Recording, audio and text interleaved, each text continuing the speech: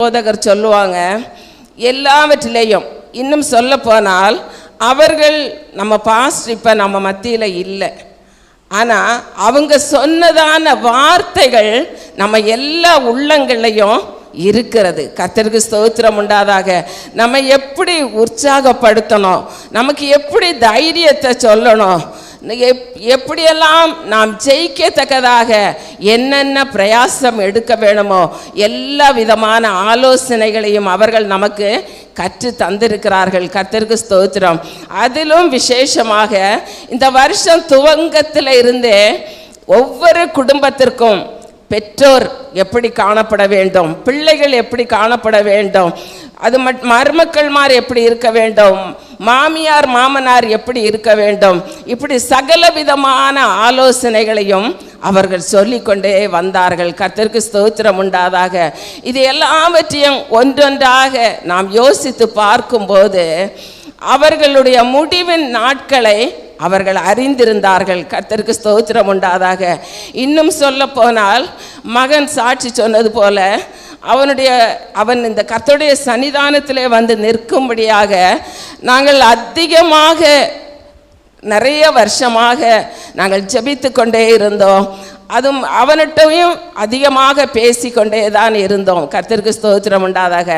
ஆனாலும் இது ஊழியமாக இருக்கிறபடியினால தேவனாய கர்த்தர் அவனுடைய இருதயத்துக்குள்ள கிரியை செய்யணும், அப்போ தான் அவன் நிலை நிற்க முடியும். கர்த்தருக்கு ஸ்தோத்திரம் உண்டாதாக.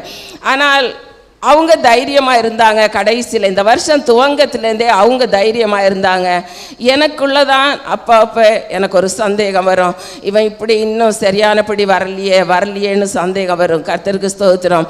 அப்படி வரும்போதெல்லாம் நான் அவங்கள்ட்ட பேசும்போது ஜனவரி மாதத்திலேருந்தே சொன்னாங்க, எனக்கு இப்போ எல்லாம் அவனை பற்றி கவலை இல்லை, அவன் வந்து நிற்பான் அப்படின்வாங்க. ஆனால் ஒவ்வொரு வேளையும் அவன்கிட்ட பேசும்போது எங்கேயாவது காரில் போகும்போது அதுதான் பேசுவாங்க. நைட்டு ஒவ்வொரு நாளும் அவன் வந்து காலு கை அமுக்கி விடாமல் அவன் தூங்குனதே கிடையாது. கர்த்தருக்கு ஸ்தோத்திரம் உண்டாதாக. அப்படி இருக்கும்போது இதை தொடங்குவாங்க, நீ எப்பப்பா வரப்போகிற, நான் போனதுக்கப்புறம் தான் நீ வருவியா, இப்படியெல்லாம் பேசுவாங்க. நானும் பேசியிருக்கிறேன், என்னப்பா நீ அப்பா இல்லைன்னா தான் வருவியா, இப்படியெல்லாம் நாங்கள் பேசியிருக்கிறோம். கர்த்தருக்கு ஸ்தோத்திரம் உண்டாதாக. ஆனால் அவங்க சொன்ன ஒரே விஷயம், எனக்கு கட்டாயம் அவன் என்ன செய்வான், நீ அவனை பற்றி கவலைப்பட்டு அழாத, அவனை கர்த்தர் கொண்டு வந்து நிறுத்துவார், நீ உன் கண்களால் நீ பார்க்க போற. கர்த்தருக்கு ஸ்தோத்திரம் உண்டாதாக. ஒருவேளை ஒரு விசுவாச கண்களினால் அவர்கள் எல்லாவற்றையும் அறிந்திருப்பார்கள் என்று நான் நினைக்கிறேன். கர்த்தருக்கு ஸ்தோத்திரம் உண்டாதாக.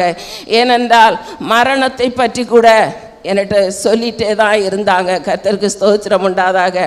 உனக்கு முன்னால் நான் போயிடுவேன்னு சொன்னாங்க.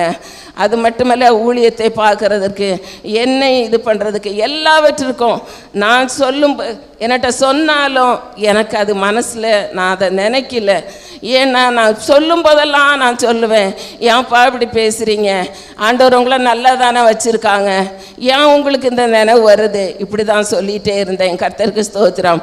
ஆனால் ஆவியானவருடைய தொடுதல் அவங்களில் இருந்தபடியினால அவங்க எல்லாவற்றையும் அறிந்திருக்கிறார்கள். கர்த்தருக்கு ஸ்தோத்திரம் உண்டாதாக. ஆனால் ஊழிய பாதையிலே பார்க்கும்போது ஓடி ஓடி எங்கெல்லாம் ஊழியம் செய்ய வேணுமோ அவங்களுக்கு தேவனாகிய கொடுத்த அழைப்பை நிறைவேற்றுவதில் கொஞ்சம் கூட அவங்க பின்வாங்கவே இல்லை. பலன் இருந்தாலும் இல்லை என்றாலும் ஊழியம் என்றால் உடனே ஓடுவார்கள். கர்த்தருக்கு ஸ்தோத்திரம் உண்டாதாக. இன்னும் சொல்ல போனால் எல்லாரும் வர ஊழியக்காரங்க எல்லாம் சொல்லுவாங்க, உங்களுக்கு வயசாயிடுச்சு, நீங்கள் வந்து ஞாயிற்றுக்கிழமை சாப்பிடாம இருக்கக்கூடாது அப்படின்ட்டு. ஆனால் அவங்க ஒரு நாள் கூட பலவீனமாக இருக்கிற வேளையில் கூட 2 பிஸ்கட்டாவது தொட்டு சாப்பிடுங்க அப்படின்னு சொன்னாலும் கேட்க மாட்டாங்க. நான் இப்படியே போய் நின்று பிரசங்கம் பண்ணினாதான் அது எனக்கு திருப்தியாக இருக்கும், மக்களுக்கும் அதுதான் ஆசீர்வாதமாக இருக்கும் என்று அவர்கள் ஒரு நாளும் சாப்பிடவே மாட்டார்கள். கர்த்தருக்கு ஸ்தோத்திரம் உண்டாதாக. அப்படியாக தேவனாகிய கர்த்தர் அவர்களுடைய ஊழிய பாதையிலே வழி நடத்தி கொண்டே வந்தார். கர்த்தருடைய நாமத்திற்கு மகிமை உண்டாதாக. இப்படியாக அவர்கள் கடைசியாக சொன்ன வாக்கு தத்தத்தின்படி நிச்சயமாகவே நம் ஒவ்வொரு குடும்பங்களையும் அக்கினி மதிலாக இருந்து கர்த்தர் பாதுகாப்பார். கர்த்தருடைய நாமத்திற்கு மகிமை உண்டாதாக.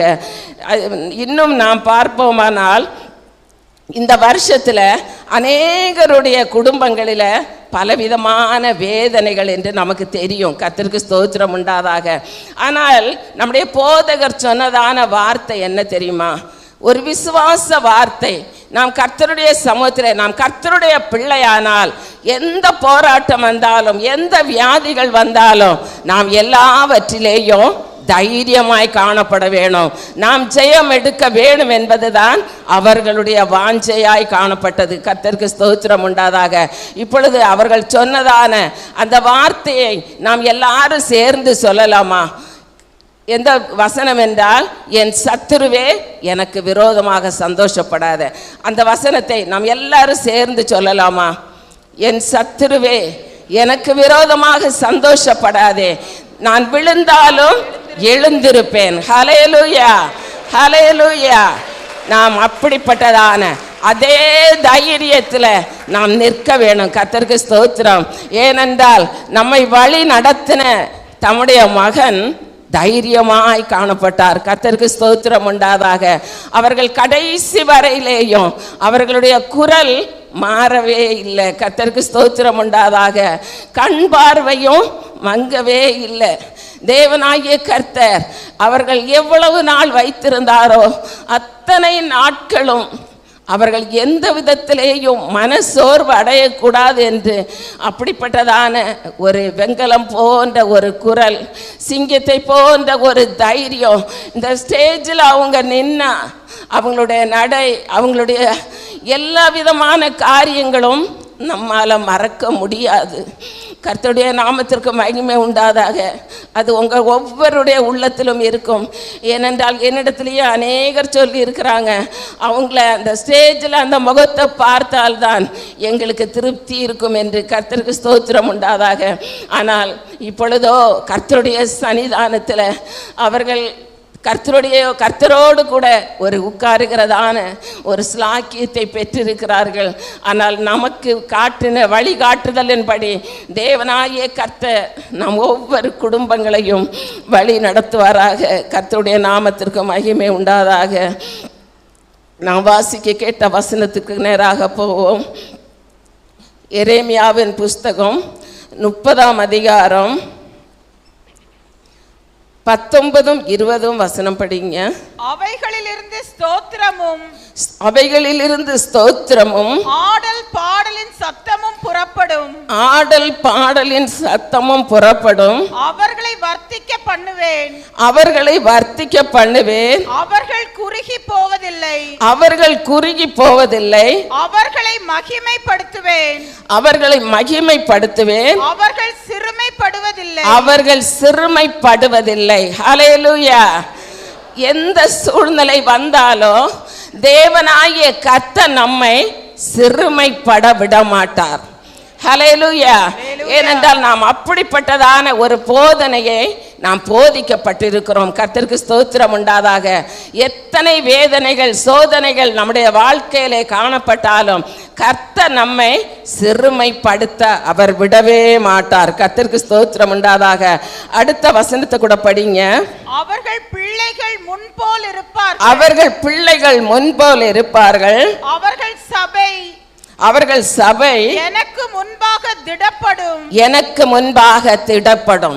நம்முடைய சபை கர்த்தருக்கு முன்பாக திடப்படும் என்று பார்க்கிறோம். கர்த்தருக்கு ஸ்தோத்திரம் உண்டாதாக. அவர்கள் பிள்ளைகள் முன்போல் இருப்பார்கள் என்று பார்க்கிறோம். நம்ம எல்லாரும் அவர்கள் பிள்ளைகள். கர்த்தருக்கு ஸ்தோத்திரம் உண்டாதாக.